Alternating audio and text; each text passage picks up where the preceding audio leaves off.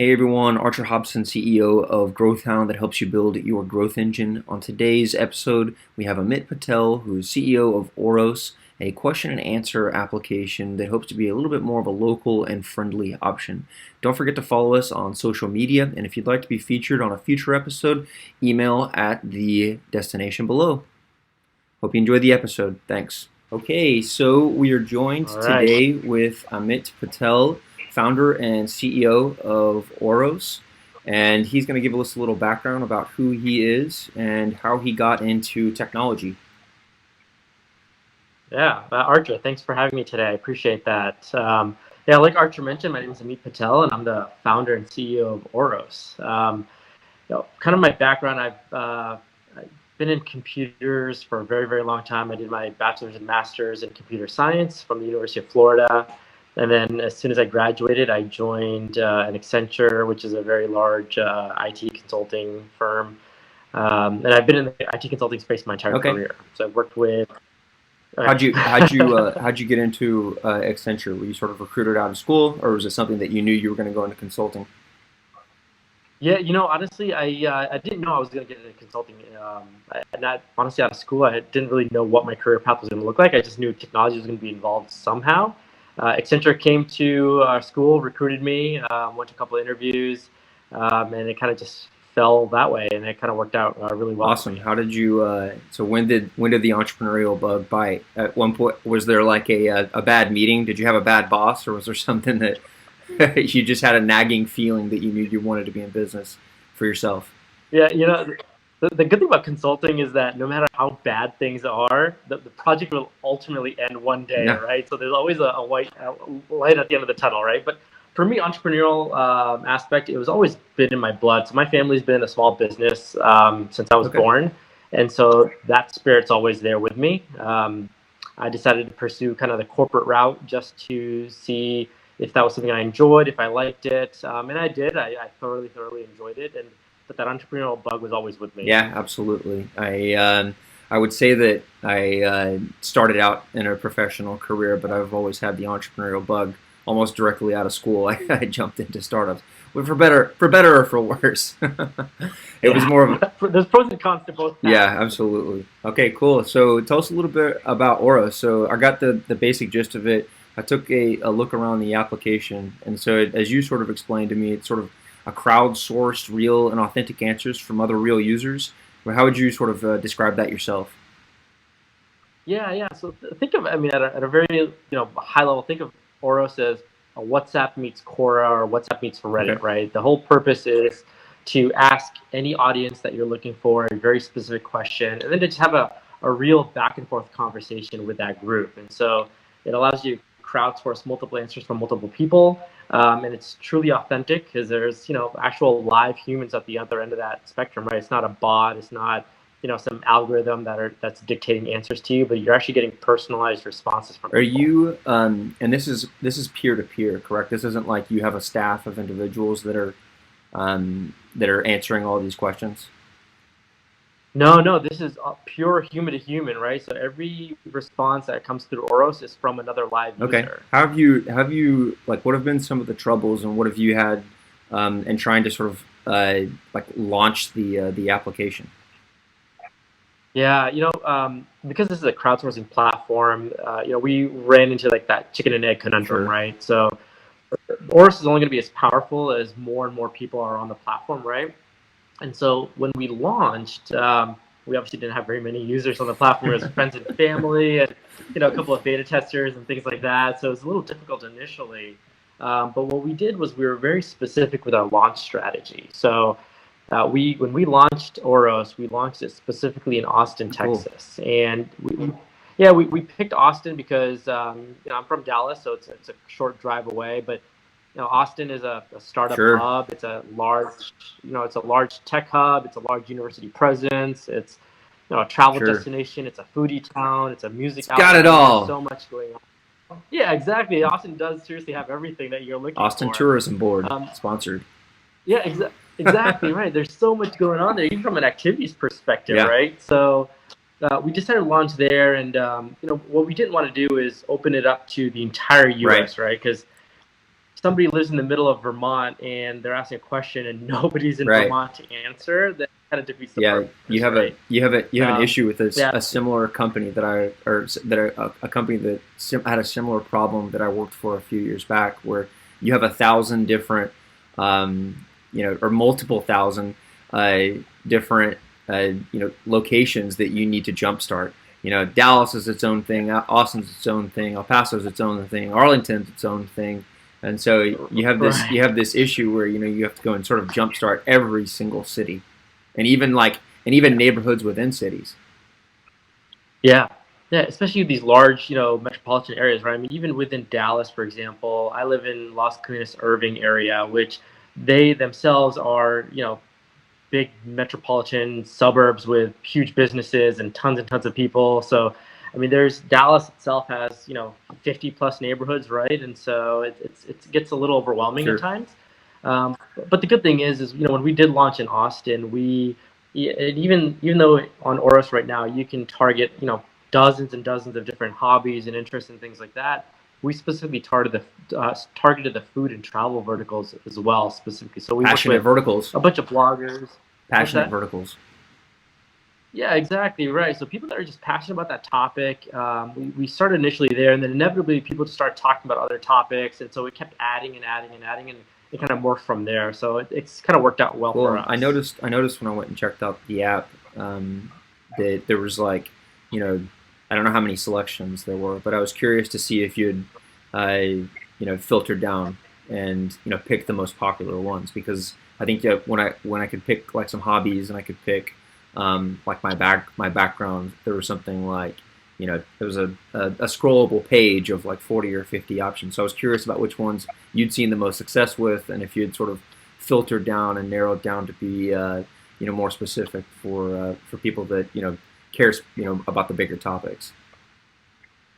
Yeah, yeah, it's a good point. When we launched in Austin, we actually picked things that Austinites were interested in, right? So, and we were also purposefully not too specific, right? So if we picked, you know, um, basketball, for example, we as a hobby, we didn't go into collegiate or professional or high school level or anything like that, right? So we kept that as a generic Right, topic, right? So if you're interested in basketball, right. great. You can ask people that are also interested in Pickup basketball at a games. certain time. Not everybody can go play college basketball in the NBA. Right, right, exactly. So that was the purpose, and then things that Austinites and people that travel to Austin were interested in and wanted to know more about, and so we kind of kept it to those topics. And as we expand to other cities, and even as we expand into international markets, those things will get adjusted based on people's locations and things like that. So everyone will see kind of a different list Very cool. potentially. Yeah, I was thinking about how at scale Quora does a fantastic job of feeding me the content that's relevant to me, and finds the questions and the topics that I want. And it is a massive technical undertaking to be able to get that level of specificity for topics and hobbies and what have you, and then also being able to generate enough supply for people to provide answers for questions that I have. So creating that marketplace, I'm sure, is a difficult undertaking. Yeah, that was the biggest challenge, and similar to Quora, when you register on Oros, you pick things that you're interested in. So you only see questions that you're passionate about or that you're an expert in, and so that's one good thing. We're not going to bombard you with questions that you don't really care about or that you're not an expert in. Um, and so I think that's something that we picked up from Quora, and I think they do a great job on it as well. One of the things that we found extremely difficult, and you brought this up, is that it's making sure that we get enough eyeballs initially on it, so that way questions are being answered, questions are being asked, and so forth. And so you're constantly seeing different topics, and you're not kind of seeing the same question over and over again as Gotcha. well. Very cool. And how is that, moving on to sort of the next topic, how has that moved the needle on some of the like analytic data points that you're focusing on? What are the sort of the KPIs that you see as like making sure that you move the needle to make Oros successful? Yeah, one of the big things that we're concentrating on right now, and probably for the foreseeable future, is really our MAU numbers, right? Our monthly active users, and our kind of our week over week growth, right? So those are a couple of things that we concentrate on. We're not overly focused right now on revenue. We have a couple of revenue streams identified, but again, the more users we have on the platform, the more powerful it's going to Sure. be. So right now, initially, we just want to concentrate on getting as many users as possible on the platform. I mean, it's tough, right? Because we're a B2C facing platform. And so acquiring customers the traditional way or through social media, it can get extremely Yeah, expensive. absolutely. And so we're relying on, word of mouth and the value that we provide, right? So if people get value out of the platform, then they're going to come back, they're going to tell their friends and family, and hopefully just continue to morph from that Yeah, perspective. absolutely. I saw that you had a referral system in there as well, so Yeah. it's a good way to increase those numbers without having to sort of go and pay for acquisition. Right. What system, if you don't mind me asking, are you using to track all that data? Do you have sort of a Google Uh, Analytics, or are you using like a Mixpen or Amplitude? Yeah, we have a couple of analytics platforms that we're leveraging. Google Analytics is definitely one of them. We have a few other partnerships with companies that we've identified and that we're leveraging. And so the good thing is my co-founders, especially my CMO, he's a big believer in analytics, and so he's constantly measuring what's working, what's not, how are our customers reacting to certain messages, and even certain social media posts and maybe we do a campaign of some sort. We're constantly measuring that over and over and over again and tweaking what works. And in all honesty, the messaging and the wording that we used on our website a year ago, we no longer use Right. that. We've actually kind of moved away from that, and we actually launched a new version of our website just about a couple of weeks ago now. Because again, based on what our users are telling us and what's really resonating with them, is kind of the way we want to move forward in the Very future. cool. And so, targeting double digit growth by the end of the year. How are you sort of how are you sort of measuring and tracking those goals in order to sort of hit those things? Are those specifically just because you want to like internally hit it, or are those also sort of tied to investment goals that you're trying to hit to garner a little bit more investment? Yeah, I'll be in all honesty, it is for investment Sure. purposes. To be honest Hey, with no, you, hey, you got to do what you got to do, especially if you're pre-revenue and B2C, right? You got to be able to show something material. yeah, it's B2C and pre-revenue is extremely tough, right? Absolutely. Because without traction, you're not going to get anywhere, and no investor is going to pay, any close eyes on you whatsoever. So our goal is to continue hitting double-digit growth over week if we can. And again, we know that as we continue growing throughout the U.S. and as we move into international markets, we're going to need some VC backing to continue the growth that we're projecting. And so, and again, that the only way that's going to happen is by having true metrics that we can prove and that we can show, and that to actually prove that there's also value to the business that we're creating. Awesome. So you have your metrics nailed down. I love the MAU, WAU. Who is it that you are trying to attract? How would you sort of classify who these people are?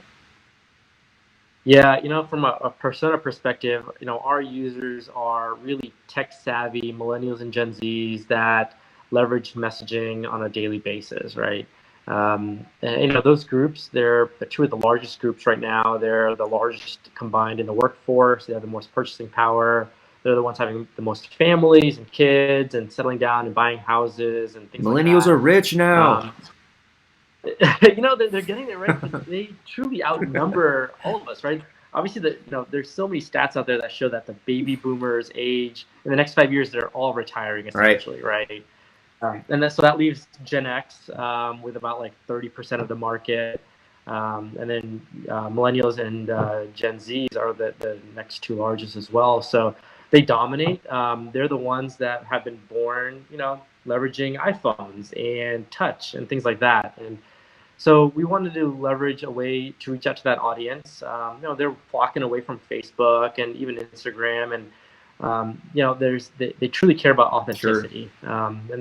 And I'm sure you'll read. There's tons of reports that show, sites like TripAdvisor and Yelp. I mean, they're full of so many fake reviews that people just don't find value in those things Yeah, anymore. And but they so, need yeah, but they need to so find their information somewhere. And as they move away from these maybe older systems that don't provide that sort of like privacy, security slash like entertainment value, they're looking for something that fills that void. right. Yeah, exactly. And then the other good thing is that, through Oros, and arguably there's no other platform that does this, that they can get the exact audience you're looking for, right? So, that's why like micro influencers have been such a big deal lately, because if somebody is like me who has, similar taste in music and activities, and maybe they look like me and they're in my age group or whatever it is, you know, millennials and Gen Zs, and, we tend to believe them. We tend to, take them for their value more so than even professionals in certain For sure. industries. And so, Because they're yeah, and so this because they're Oros, not necessarily being paid for, it's right? not that they're doing it out of the goodness of their heart versus the goodness of their wallet. Yeah, exactly. It's a very good point you make. And the one thing that we've noticed on Oros is none of our users are paid. No one's getting any monetary compensation for responding to questions or anything like that. But what we've noticed is that a lot of our questions, over 95% of them, are being answered because people genuinely want to help each other Sure. out, right? I mean, there is for the most part, we human beings, good-hearted, good-natured individuals, and especially when we see topics that we're interested in or that we're passionate about, we can't kind of help but answer and respond, Sure. right? And we almost get this like euphoric feeling of helping each other out, right? And it makes us feel good about it too. So, we're banking on that. We know that that's what our users like, and so we're just kind of helping deliver this platform so they can do what they It's want to do. interesting because I write answers on Quora.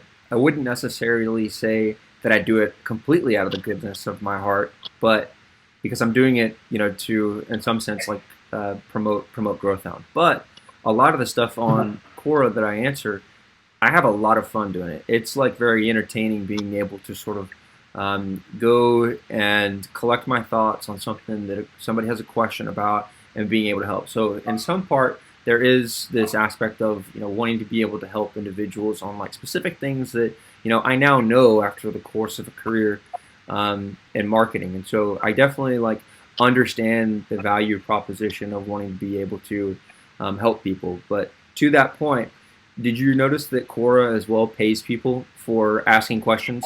They've started to Yeah, yeah, they've started to yep, pay people at least for partner programs in order to increase supply of questions. yeah, A yep, lot of yep. consumers, And that, but again, not a that's lot of supply.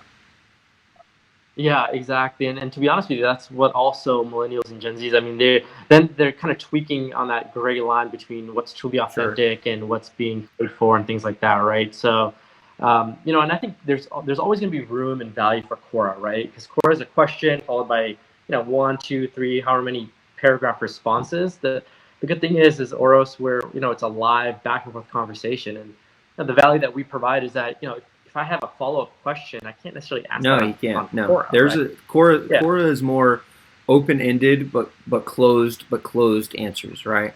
It's right. that you have this sort of like finite answer for something, but around hobbies and things that are a little bit more local, you need to have something that's going to be Quora-like, but allow them to sort of fulfill that void in the marketplace.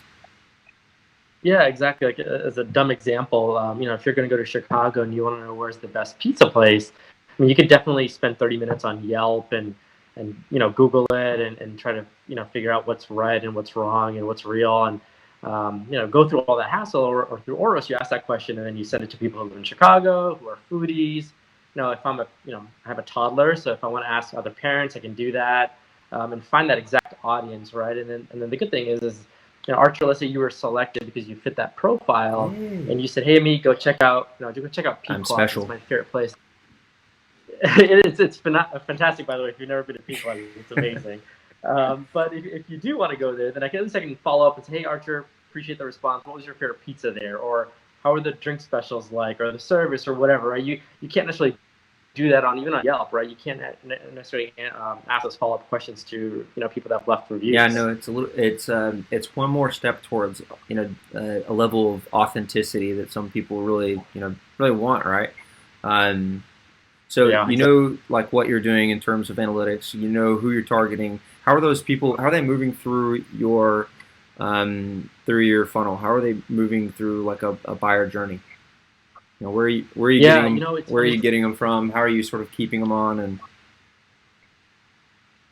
Yeah, it's a great question. So one of the things that we do is, right now we mostly just advertise on, social media sites. We do a little bit of ASO work as well, and through Google Play Store I as had to look well. that up. I'm in the marketing space, and I was like, what is that? I was like, I knew what it was. I hadn't seen it defined. ASO App Store Optimization. App Store optimization, exactly. You got me Yeah. on that one. And then I had a friend post an article about it, and I was like, that's 2 times in a day that I've seen this, that I've never heard it before. So I looked it up. I was like, oh yeah. I was like, duh. So thanks for that. The funny thing is, yeah, we're like I mentioned earlier, we're a big believer in analytics, and not just for our users, but also for what works for us and what doesn't, right? So we tested out Facebook and Instagram advertising and a bunch of other stuff. It's just overly expensive Yep. for us. So we've shied away from those social media sites specifically. ASO has been great for us. Advertising on Google Play has been fantastic for us as well. We've gotten our KPIs, or at least from an investment perspective, to solid numbers that we're pretty pleased with. Our customer acquisition costs are anywhere around the Okay. $2 to $3, which is way below industry average. So I think finding what works, what doesn't, and you got to constantly tweak, right? Like I mentioned, it's we don't just put something out, like a campaign out there, and hope for the best. It's, hey, if within 24 hours it's not where we want it to be, let's tweak it and let's figure out what's working and what's Not not, spraying right? and praying then. Um, 20 yeah, so exactly. 24-hour turnaround. In what sense? In terms of email campaigns and push notifications, are you seeing sort of like measuring one against the other to see how you can sort of improve day to day? Yeah, both actually, on both fronts. So we're doing that. What we're trying to do is we're actually trying to be very cognizant of not sending out too many emails or even push notifications. We built an internal kind of a portal system that allows us to send rich push notifications and things like that as well. But we don't try to, we obviously don't want to abuse that. And so whenever we have something relevant that we want to share with users, we'll send something out, but it's not just to market to them and to annoy the crap out of them with too many I'm, I'm notifications, right? We want to I'm avoid glad that. I'm glad you touched on that because I feel like with your like type of company specifically, I think that you have the opportunity to build up a lot of brand equity and a lot of brand value, and to sort of fritter that away with trying at all costs to sort of like grow specific numbers. I think that in some sense it can be self-defeating. Yeah, exactly. We don't want to alienate our customers at the end of the day, right? And number one reason why people leave apps is because of bad performance, and number two reason is too many Yeah, notifications. And so absolutely. we were very cognizant So about that. how have you found that balance? Where have you found in the customer funnel the pain point? So you mentioned that the awareness level, that the customer acquisition costs on some of these social channels was just too prohibitive, especially for a B2C company that's pre-revenue. Yeah. But as far as activation and retention is concerned, you have email campaigns, in-app, and push notifications. How have you sort of seen? Where have you seen the successes, and where have you seen the some of the hardships? Yeah, some of the successes is that once we actually get somebody to download our app, more than 50% of users are going all the way through the registration process, which has been fantastic, right? Over 50% completion ratio. And we did that when we did our registration process. We try to simplify it as much as we possibly can, and so I Yeah, think I that's really liked aiding it. to that. I'm Yeah. usually a stickler for like the initial like onboarding steps. And you guys nailed that. I thought it was a really slick job. I appreciate that, and we can always improve, right? And I'm sure as we continue to grow, we'll get more data points as well. We'll continue and constantly try to improve that as much as we possibly can. So I think that's been working really well for us. I think the biggest challenge that we're having is just brand awareness, right? So once people know who we are and they give us a shot, they tend to stick around a little bit. But that brand awareness costs money. There's campaigns you've got to do. There's advertising. If people don't know you exist, they're not necessarily going to download the app, Yeah, right? So absolutely. uh, that, that's probably been the biggest challenge, especially from a pre-venue standpoint. Is I think one of finding enough people to figure out that you exist.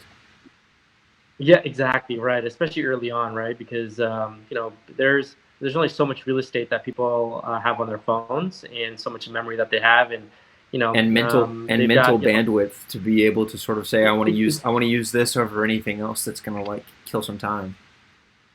exactly, exactly, absolutely. So there's those are definitely challenges that we're facing. We're still facing those today, right? And so I think if there's something that I would have changed, I think at the onset I would have probably maybe looked at different revenue channels way up front to see if there's kind of more of a B2B play with this as well. We believe that we do have a B2B play, but we truly are passionate about the B2C space, at least with a version of Oros that we have today. And so we're going to continue down that route. And I think internationally, where group messaging is just so much more prevalent than it is even here in the Absolutely. U.S., I think we'll have a lot of success there as well. Absolutely. So touching upon like how you're going and acquiring users, the various channels. So you mentioned Facebook ads and Google AdWords. Some of the stuff you've been in App Store optimization. So some of the stuff you've been experimenting with, which I love, is that you're not just sort of married and hitching to one train. You're trying to do all sorts of different stuff. What does the future look like for the various channels you're going to try? Are you going to try and do some content marketing? Are you going to try and do a bit of other stuff and any sort of partnership agreements? You mentioned B2B. Are there other things that you're trying to do in the future to sort of find that channel that opens up your user growth?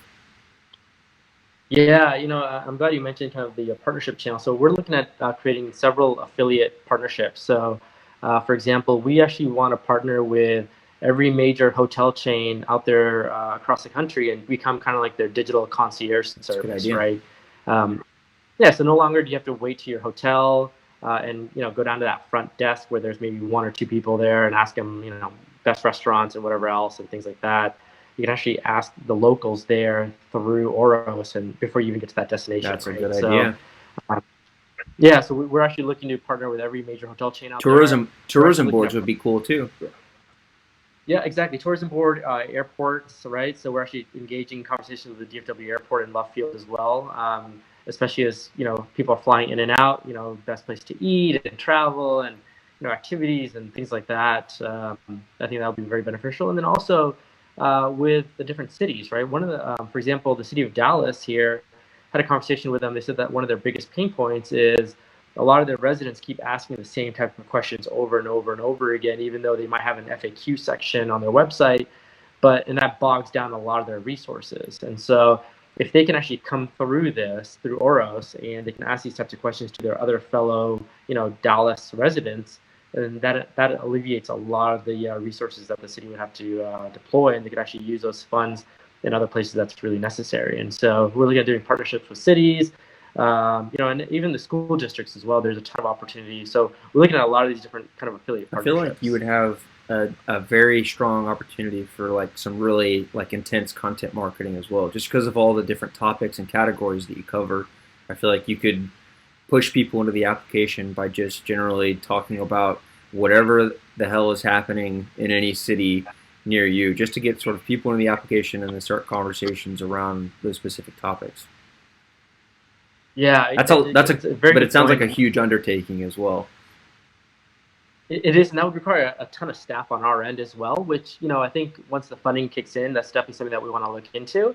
But the other thing that we're also wanting to do is eventually partner with the large festivals, right? I mean, South by Southwest attracts millions of people to Austin every year, and so if we can partner with South by Southwest, and as people are flying in and out, they're looking for a place to meet up and eat or stay or whatever.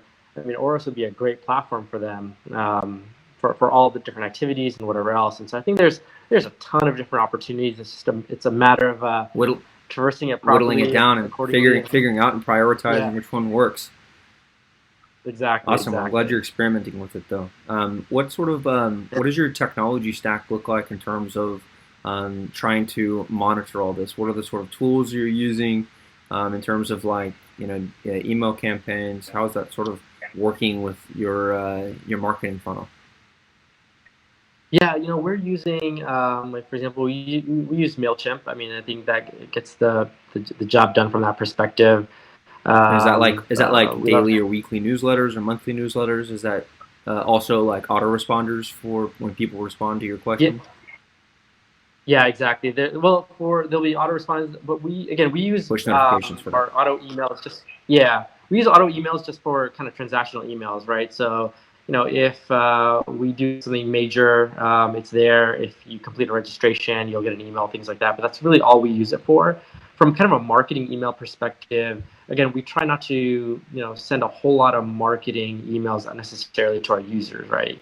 Because the whole purpose is you're going into the app, you're using it to ask a bunch of questions that you're interested in, answer a bunch of questions that you're interested in as well. And we want to leave it at that, right? We don't want to bog down our users with just junk that they're just going to auto delete anyways. And so we want to be kind of cognizant about that, but at the same time, there's you know after a couple of weeks, if somebody's not using it, right, we want to make sure that people are re-engaged with our platform as frequently as they possibly can be Give as well. give them a So friendly give them a yeah, friendly but sturdy nudge. exactly.